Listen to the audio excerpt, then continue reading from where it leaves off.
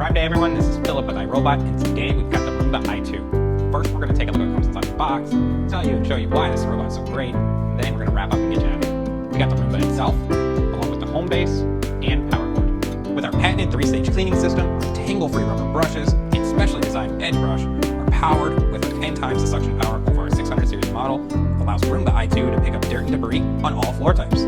Plus, anything over 4 inches, Roomba can get underneath. So think under the table, entertainment center, or even under your bed. Now you might be thinking, when was the last time I actually vacuumed in those places? Well, it would normally be a problem for other robotic vacuums, but with Roomba i2, it has our patented dirt detect technology. When Roomba senses a lot of dirt in one area, like under the bed, Roomba's going to stop what it's doing and focus on the area till it's clean. That's right, Roomba doesn't do single pass cleaning like you'll see with other robotic vacuum brands.